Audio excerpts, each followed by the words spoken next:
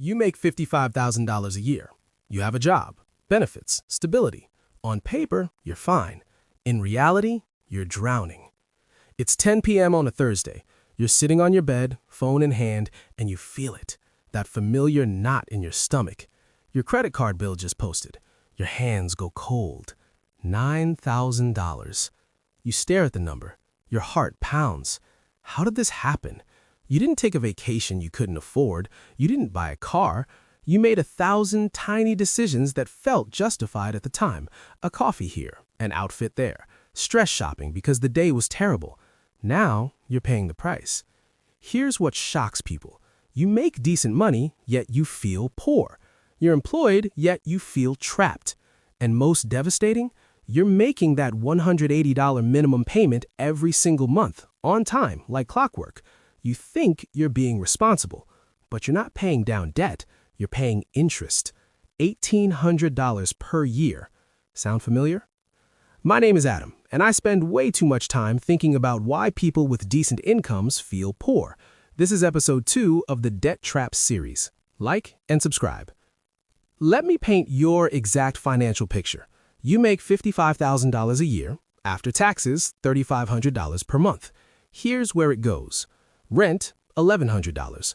Car payment, $280. Insurance, phone, utilities, $400. Groceries, $400. Total, $2,180. That leaves you with $1,320. In theory, that's real money. You should be able to live on $1,320 and build wealth. But here's what actually happens. Some months, your car needs maintenance, $300 gone. Some months, you skip meal prep and food costs balloon. Some months, you need new work clothes. But that's not where your $1,320 really goes. The real leak happens in the emotional layer. After a brutal 8-hour shift, you scroll through your phone. Amazon recommendations appear, a hoodie you saw online, a gadget you didn't know you wanted. Your brain is stressed, exhausted, anxious, and shopping feels like relief. You click. $42 gone. Tomorrow, another $35. The next day, $68. So you do what everyone does. You pull out the credit card. Just this month, you tell yourself, I'll pay it back next month. By the end of year 1, your balance is $2,400. Year 2, $5,600. Year 3, $9,000. Here's the reality about credit card debt. At $9,000 balance and 20% APR, the average for decent credit, you're paying roughly $1,800 per year just in interest, not principal, pure interest. That's $150 every month going to a bank. Now here's where people miss the trap. You make minimum payments of $180. The payment feels manageable. You think you're winning. But watch what happens. Month 1, your $180 payment covers $100 in interest. Only $80 goes to principal. Your balance drops to $8,920. Month 2, interest accrued on $8,920. That's $149 in new interest. Your $180 payment covers that plus $31 of principal. Month 3, same pattern repeats.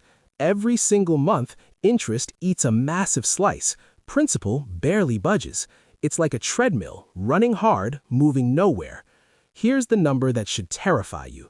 At $180 minimum payments, with a $9,000 balance at 20% APR, you'll be paying for this debt for 66 months. That's 5.5 years, and you'll spend $2,880 in interest alone. Your $9,000 debt becomes $11,880. You're paying for this debt 1 1/3 times. And if your credit score drops, your APR jumps to 25% or 28%. Your interest becomes $3,200 to $3,600. You could pay $12,600 to borrow $9,000. Let me tell you about Adam. He's 27 years old, makes $55,000 a year. Retail manager, stable job. But Adam developed a relationship with his credit card that went beyond a financial tool. His credit card became an emotional Band-Aid. When he had a terrible shift at work, customer yelling at him for an hour, he'd go home and order something on Amazon. When he was anxious about his future, he'd scroll Instagram and suddenly need those things too. When he felt poor, he'd make purchases to prove he wasn't. It was identity. It was desperation. Year 1, $2,400. Year 2, $5,600. Year 3, $9,000. It's 3 a.m. Adam can't sleep. He decides to check his credit card app one more time. His hands shake. He's made 60 payments, totaling $10,800. His balance is $8,400. In 3 years of consistent on-time payments, he's reduced the principal by $600. $600. His chest tightens. The math is brutal. He's been working, grinding, making that payment every single month, and the debt barely moved. And then the realization hits him. He has at least 4 more years of this. Every month, $150 of his money goes to interest. That's $1,800 a year. That's $1,800 that isn't becoming wealth. At that moment, something shifted. This wasn't about willpower anymore. This was about a trap. Here's what I want you to understand. Adam isn't stupid. He's not irresponsible. Adam is caught in something psychologists call scarcity mindset. And this is different from actual scarcity. Think about that distinction. Actual financial scarcity is not having enough money to pay rent or buy food. That's a real physical problem. But scarcity mindset? That's different. Scarcity mindset is the internalized fear of not having enough, regardless of your situation.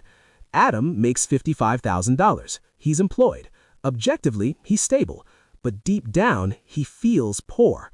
He feels anxious. And that feeling is what drives the spending. Here's how it actually works in your brain. When you experience perceived scarcity, your prefrontal cortex goes offline. Your rational brain takes a back seat. Instead, your amygdala takes over, your emotional brain, your threat detection system. In threat mode, you see something you want and your brain screams, "You won't get another chance, get it now." This is FOMO at a neurological level, fear of missing out. So, Adam scrolls Amazon at 11 p.m. He's stressed. His brain is in threat mode. He sees a headset he likes. His brain says, "What if you can't afford this later?" He doesn't think. He clicks. The dopamine spike feels incredible. The anxiety drops until the credit card bill comes. Then the anxiety comes back worse. And here's the thing. The credit card company is betting on exactly this. They know you feel poor. They know you'll make emotional purchases. They know you'll make minimum payments, because when you do, they get 20% of your money in interest. They're not in the business of providing credit. They're in the business of profiting from your anxiety. Scenario 1. The invisible interest payment. You have $6,000 at 20% APR. You commit to $500 monthly payments. Your first payment? $100 goes to interest. Only $400 goes to principal. Your second payment? Interest accrued on $5,600. That's roughly $93 in new interest. Your $500 payment covers that plus $407 of principal. Every single month, interest eats a massive slice. Principal barely budges. You're running on a treadmill. Now imagine you miss 1 month, just one. You get sick. Your balance sits at $5,600 untouched. At 20% APR, it grows to $5,693. You've gone backwards without spending a single additional dollar. Scenario 2. The multiple card trap. You have one card at $6,000. You're stuck. So you get a second card just for emergencies. But now you have 2 cards. Card 1, $6,000. Card 2, $1,500. Your minimum payments are now $225 per month just on debt service before you've touched any principal. And you still feel poor, so you keep spending. By the time you realize what's happening, you have 3 cards. Scenario 3. The decades-long trap. You have $9,000 at 20% APR. Minimum payment is $180. You think, I'll pay this off slowly and focus on building wealth elsewhere. Except you don't. You're paying $180 per month for 66 months. That's 5.5 years. Your total payments, $11,880. Your interest alone, $2,880. Now multiply this. Some people pay credit card interest for 10 years, 15 years. Some people will pay credit card interest for the rest of their lives. They're transferring money to banks instead of building anything of value. But here's where everything changes. Adam is watching a YouTube video about compound returns. The creator mentions a number. If you invest $1,800 per year for 25 years at 7% returns, it grows to over $100,000. Adam stops. $1,800 per year. That's exactly what he's paying in credit card interest. $100,000 in lifetime wealth going to a bank. He pulls out his calculator. $9,000 balance at 20% APR. At minimum payments, he'll pay $2,880 in interest. But if he got aggressive, if he found an extra $200 per month, he could pay this off in 24 months instead of 66 months. The difference? $1,480 in interest saved. $1,480 invested over 25 years at 7% returns becomes $7,200. At 10% returns, it becomes $10,500. But then Adam realizes something deeper. The credit card isn't the problem. His scarcity mindset is the problem. As long as he feels poor and anxious, he'll keep accumulating debt. The math matters, the payment plan matters, but the psychological pattern matters more. You can't buy your way out of a scarcity mindset. You can only think your way out. And that's when Adam made a decision. He wasn't going to attack the debt with force alone. He was going to attack the psychological pattern. Here's what you actually do about this. Part 1. Stop adding to the wound. If you're carrying a balance and still using the card, you're deepening the trap. Full stop. Using a credit card while carrying a balance is poverty disguised as freedom. You have to stop using it. Put it in a drawer. Freeze it in ice if you need to. If you can't pay it in full at the end of the month, you can't afford what you're buying. Part 2. Fix the psychological pattern. This is where most people fail. They attack the debt mathematically but ignore the emotion. Here's a tool that works. When you want to buy something, wait 48 hours. Write down the purchase you want and the emotion you're feeling. Are you stressed? Anxious? Lonely? Bored? Write it down. After 48 hours, look at the list. Most of those purchases will feel unnecessary. You'll realize they were emotion-driven, not need-driven. The goal isn't to feel rich. The goal is to feel intentional. Part 3. Attack aggressively. If you have $9,000 in debt and you pay minimum, you're looking at 5 to 6 years and $2,880 in interest. If you can find an extra $200 per month, you cut the timeline in half. You save $1,480 in interest. That $1,480 becomes $7,000 in future wealth. What if you made that decision today? What if you committed to destroying this debt in 24 months instead of letting it destroy your wealth for 5 to 6 years? Here's the bottom line. The credit card debt trap isn't created by one bad purchase decision. It's created by 1,000 small emotional spending decisions enabled by a scarcity mindset that makes you feel poor even when you make decent money. The average American household carries $6,580 in credit card debt at 21.6% APR. That's roughly $1,420 per year in interest. That's money being transferred from your pocket to a bank's bottom line.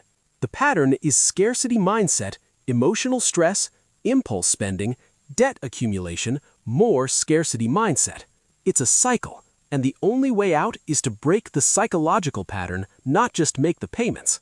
In episode 3 of the Debt Trap series, we're diving into something even bigger, the housing affordability trap. Housing is different because it's tied to identity, security, and the American dream. If this episode helped you see your credit card differently, hit like. Subscribe so you don't miss episode 3. And if you're recognizing the scarcity mindset in your own spending patterns right now, if Adam's story felt too close to home, comment below. Tell me, what's your biggest impulse spending category? I read every comment.